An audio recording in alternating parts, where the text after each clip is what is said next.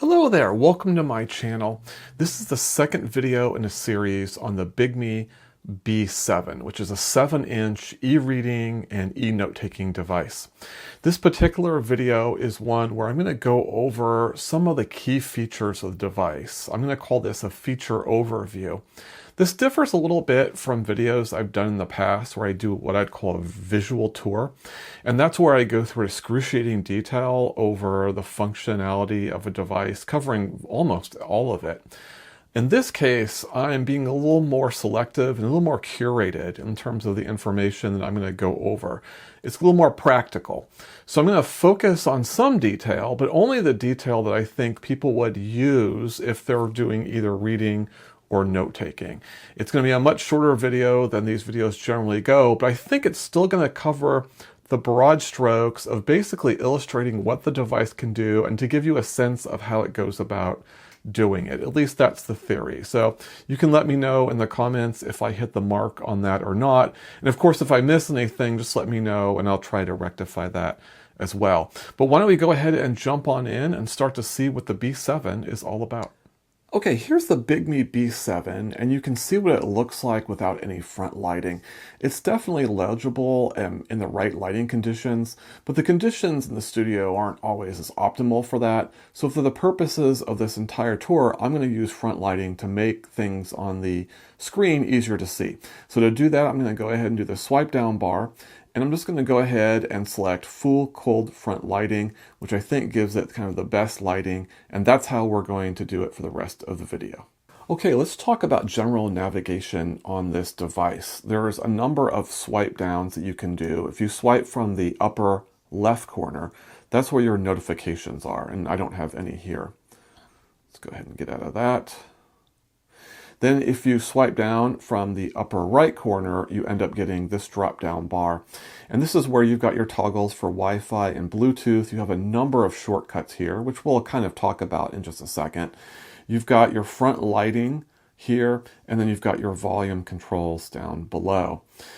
What you'll notice about these shortcuts here is if we click on this little icon here, the square with the stylus, then we have the ability to basically alter this in various ways. So one way is I can change the order of items. So if I want the flashlight, for example, that'd be my first item, I can hold it down and then drag it up and everything adjusts accordingly. So now you'll see the flashlight is there. I can also remove things from the list. So if I just tap on it, you'll notice it'll go down below and we can just tap on all of these to leave just 3 of them, and now that's all that appears there. So it is fully customizable, which is kind of nice. You can go through and basically eliminate all the things you're not interested in and leave the ones you want and change the order.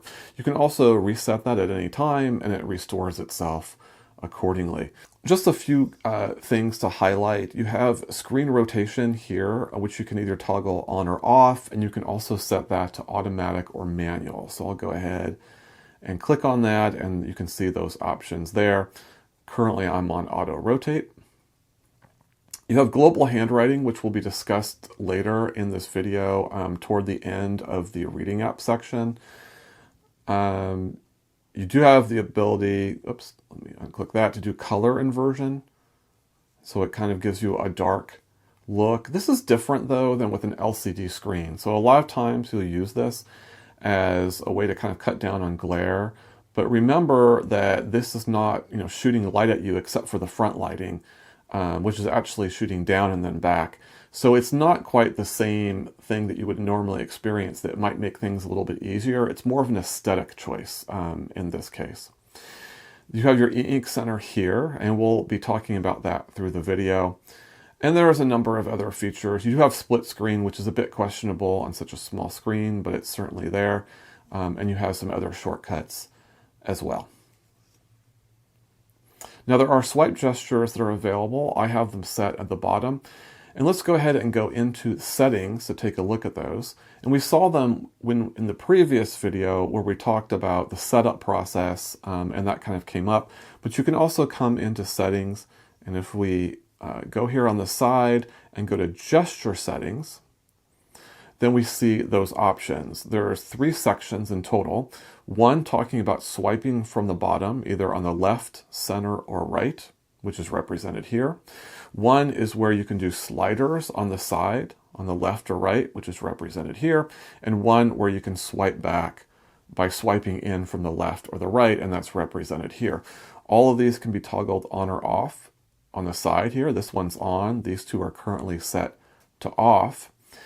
And then these, you can tell with the little arrow there, are customizable. So if I click on any of these 3, I get the same menu options, which is located here and here. By default, you have your multitask bar on the left side, you have your home on the middle, and you have a refresh of the screen on the right. Similarly, over here, I can decide to go with volume up or down or warm or cold lighting adjustment based on swiping, and by default, that's set off. So those are the general gestures that you can use on the device, and that represents the basic navigation of the device. Okay, I'm just going to go over some key settings that I think are worth knowing, and I'm going to swipe down, and then you can see that hexagon there. I'm going to click on that, and we're going to draw our attention first to this account. So this is referring to a Bigme account. Now, having a Bigme account allows you to back up your notes onto their servers. It also allows access to certain functions like their AI chatbot and others. It is not necessary to have an account to use the note-taking app, nor is it necessary to use the reading app. So it is optional, and indeed in this entirety of this tour, I am not logged in to an account, but that option is available and the account is free.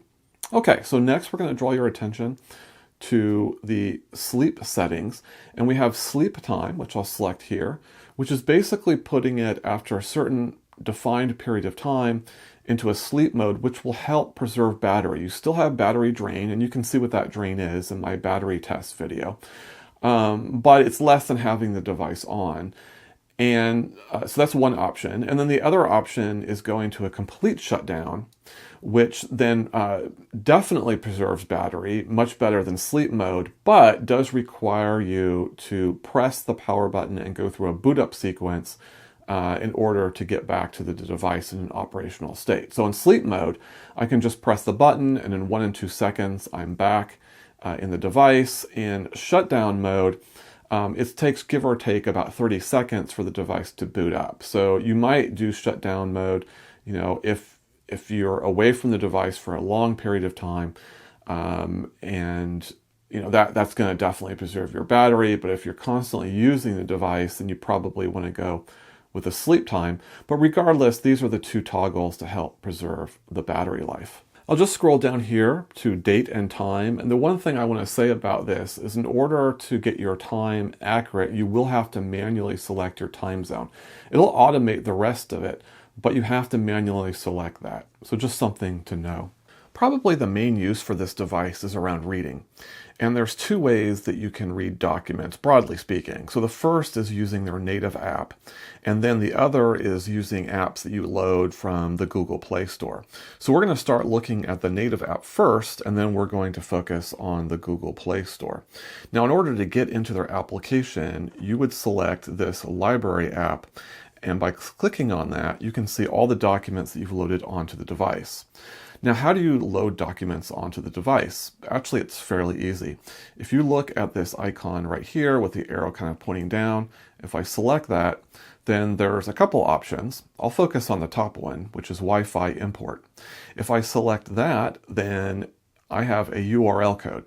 Now, if I'm on the same network as a computer, I can open up a browser on that computer, type in this URL code, and then I can easily drag and drop files from that computer, and then they will automatically sync with this device, and it works fairly well. You can also see this QR code, which is useful if you have a smartphone and documents on the smartphone that you want to get onto here. There are a number of document types that you can load onto the device. Here we have a CBR, an EPUB, and a PDF, and we'll take a brief look at each one. Let me talk real quickly about navigation through these buttons. So this button will advance in a document, and this button will go backwards. If I have auto rotate on, which I currently do, and I reverse the order, then the bottom button still will advance the document, and then the top button will go back. So in other words, it adjusts its orientation accordingly. And this not only works in the native app, but this also works in documents like Kindle and in Kobo. So that functionality is pretty standard across the internal app as well as external apps. I should point out that in order for these buttons to work, you have to get those in an app like Kindle or Kobo. You have to connect them with the volume buttons, and that can be done in the settings. So if I go swipe down and I go into the settings, and I have here underneath stylus, you have page up like so. You'll notice that right now the buttons are set to volume controls, and that's what you want. Even though it says page up and page down here, you want to select this in order for apps like Kindle and Kobo to recognize the buttons. But let's go back into the reading app. So to launch the reader, I need to click on a document. So we'll start with this EPUB. And this window will come up, and basically you just want to go with XReader Pro. XReader is their old reader, and really it's just there for legacy purposes. So for most folks, you just want XReader Pro. Click Confirm. And now you're inside of a document. You can see that the font is quite big. So if I go ahead and click on the center, I can bring up a formatting option among others, and I can reduce the font size. Go ahead and bring that down. That's a little too tiny. Let's bring it up just a little bit. Okay, and so on. So there's a lot of formatting options available down here. There's also, navigation options like a table of contents and a progress bar. And then here are kind of your formatting options, and then an ability to do split view, although on a 7-inch screen, I'm not quite sure how useful that is for folks. You can see as we snap through the document, it's quite speedy. So very responsive going forwards and going backwards. You'll notice that I've got a little bit of an annotation here. I can make annotations on the document using this toolbar over here. If I wanted to get rid of the toolbar, I can exit out. And if I wanted to bring it back, I just go back into settings and click on this icon right here. And that's how that would work. And then that's same format. This top bar is included in all document types, whether it's an EPUB as we have here, or a CBR, PDF, etc. The options down below might change a little bit based on the document type, and we'll take a quick glance at that when we go into a CBR and PDF. Let's go ahead and get out of this document. I'm going to go ahead and do the back arrow there, and let's go into a CBR. Okay, here we have a document loaded. I want to get rid of that. All right, so basically navigation is exactly the same. I can use the buttons to progress. You can see how responsive it is. Like so. You can go backwards. Okay, let's look at the options here. So again, you'll notice that the top bar is the same as it was with the EPUB. A little bit simpler here on the bottom bar, but still separated out with kind of progress and table of contents, and then you've got your formatting options down below. If I click on that, you can see there's not a lot there. You can activate on and off pinch and zoom. Pinch and zoom, I'm finding, is not particularly responsive on this for some reason, and not sure why. So it may not be the best way to read comics. So you may want to use an app instead. Because this one, is really compressing the image, and it's very difficult to read the text. You see, as we get to the Kindle as an app has the ability to go cell by cell, and it looks much better. So we'll see that in just a little bit. But before we get to that, let's go ahead and get out of this and go into the final format type, which is a PDF. PDFs are natively designed to fit on 8.5 by 11 sheets of paper. And of course, this screen size is much smaller. So you have massive compression on the PDF. And generally speaking, it's not particularly legible. You can pinch and zoom here. It's a little bit clunky, but it's certainly doable. So that is an option. And of course, you can do annotations, again, just like any of the other document types. If I click on this, you'll notice navigation, which was similar to the EPUB. You've got your progress here, and you've got formatting options here. So just quickly click on those just to give you a sense of what's available. And there we go. So that's the basics of using their own reading applications. Let's go ahead then and take a look at what it's like to use apps like Kindle and Kobo. Okay, so in terms of reading from apps, we're going to go through a few apps here and take a look at how they operate. We'll start with Kobo, and we're going to look at a novel in this case. Now, before I go into the novel, I do want to do the drop-down bar and take a look at our Eink settings. So if we go in here, you'll notice that I have this set to custom HD 256. That gives me kind of the crispest text available, and it still handles pretty well in terms of ghosting and responsiveness. So that's why I've selected that. So we'll go ahead and X that out, and let's go ahead and click on the book. And we're right in there, so I'm going to go ahead and use the page turns to move forward. You notice that it's fairly snappy. Perhaps a touch on the slower side, and that's because I'm using the HD mode. Let's go ahead and switch that then to, let's say, we'll go extreme.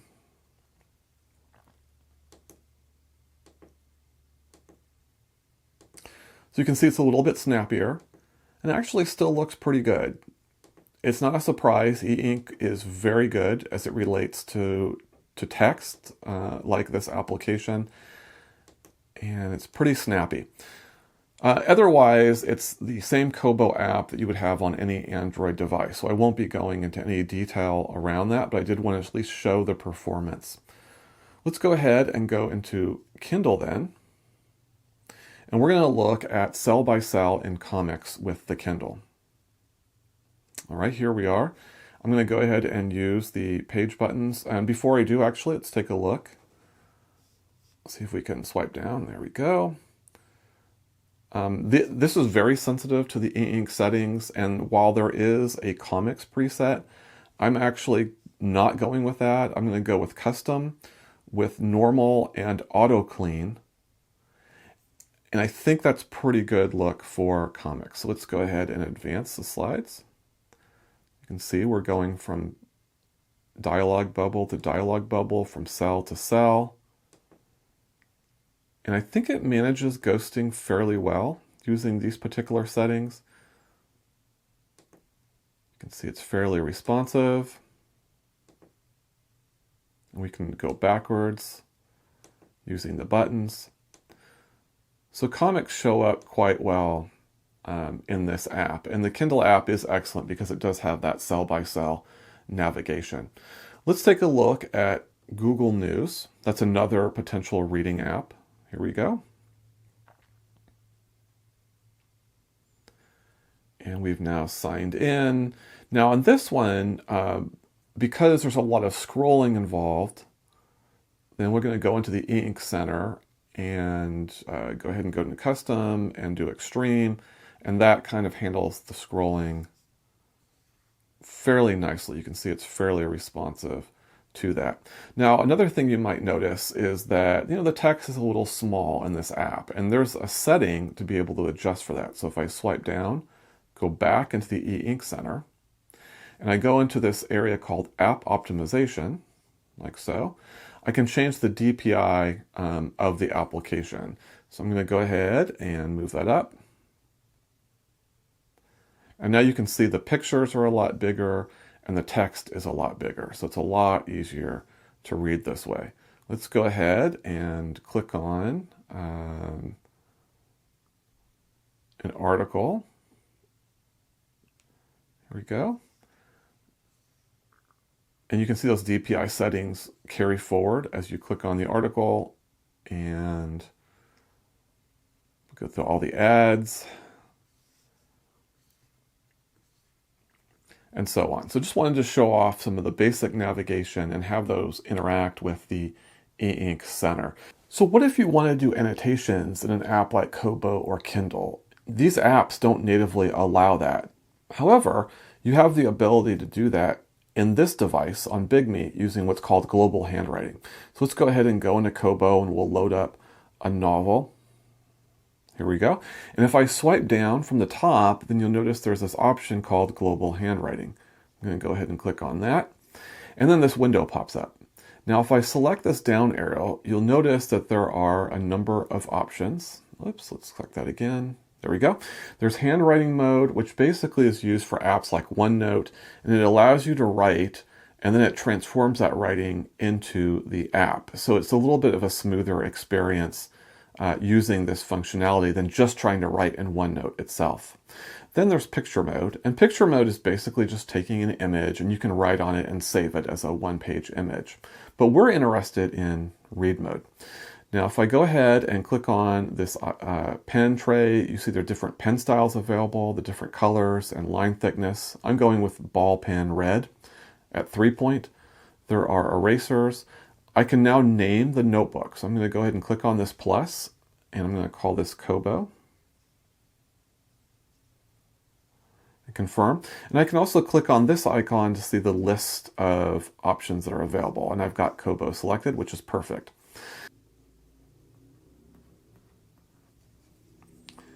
And then I'm going to click this arrow right here to advance the document. It's also saving the writing that I just did.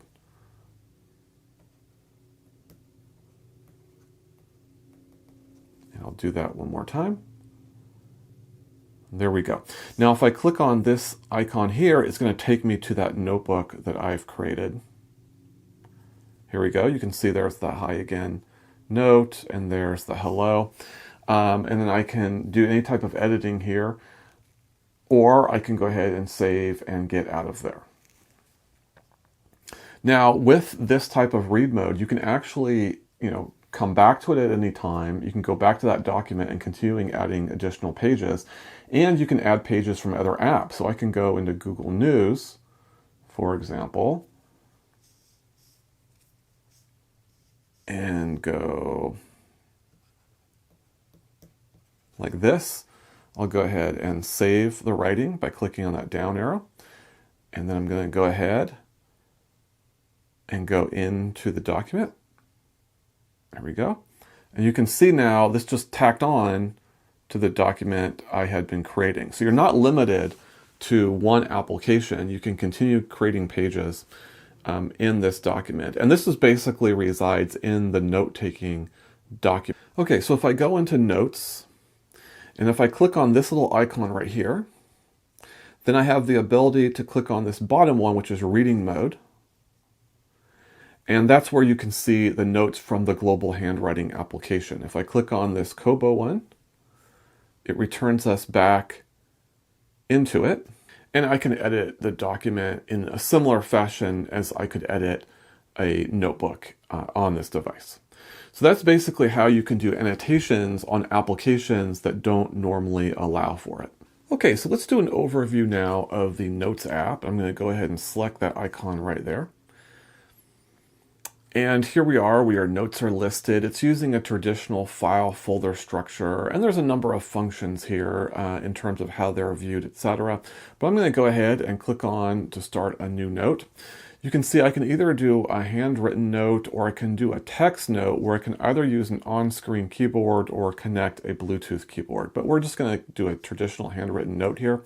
It's going to default to Notes 2. Don't like it, so I'm going to click on this to blank that out. Bring up the on-screen keyboard, and we'll call it hello, because why not? There we go. And the first thing I can do is I can go in and look at different type of templates. This can also be changed later, so I don't necessarily have to pick a template here. But let's go ahead and just find one. All right, I'll just pick writing one. And if you go to other settings, then you can make it either everything fit on one screen or have a much larger canvas. And I'm just going to go with the default. We'll pick new. And here we go. So you'll notice that there is a bar on top, and then there's this tab here on the side. Let's start with the top bar. First off, I can go ahead and eliminate this by clicking on that icon, and then it makes it smaller, so there's a little more room on the canvas. Let me go ahead and click on that. This arrow is going to get you out of the note. This button will have you save the note. Your next icon are layers, so you can have up to 5 layers if you'd like. The next icon on the list is basically that canvas size. Remember, we picked 1 by 1 by default, but we can go ahead and expand that here if we'd like.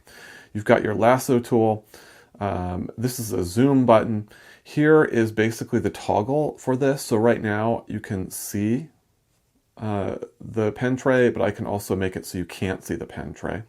And then there's your export options, undo, redo, and pages, etc.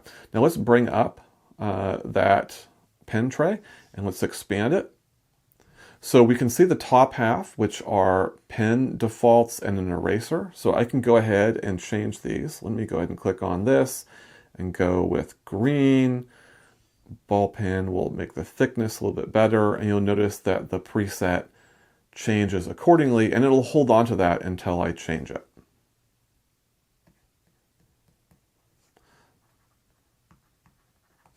And there you go. Now, you'll notice that there's this little icon down below. If I click on that, it expands the bar and you can see additional features. You can add or remove pages, you can change your template. Here's a list of shapes that are available, including the line style, color, and width. You can also fill it if you'd like, so there's quite a bit there. There's also a separate filling app there. There are some loosely termed AI tools that allow you to do auto shapes, allow you to convert handwriting with a double click. You can have gesture, erase, and lasso. That's available here. Text recognition, and so on. You can insert some links. So those are some of the type of things that you can insert into your notebook. Your gesture controls are here, and then you have a handful of other options there as well. I can move this around. If I click on this and hold it, I can move the bar over and it will snap to whatever side of the screen it's closest to. I'm going to go ahead and click on that arrow to get out. It'll give me the option whether I want to save the file. And those are the basics of note-taking on the device. So let me just say a brief thing about the phone capabilities, and I'll be talking a little bit more about that in the review.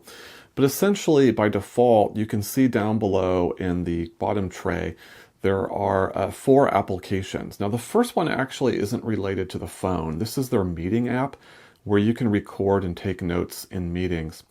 But the next 3 are related to the phone, and this is obviously calling, this is texting, and these are your contacts. When you log into your Android account, or Google account rather, then it's going to automatically upload your contacts accordingly. So it's pretty much straightforward in terms of a general Android phone experience. And what I'll be testing isn't necessarily the functionality, which anyone with a phone would already be aware of.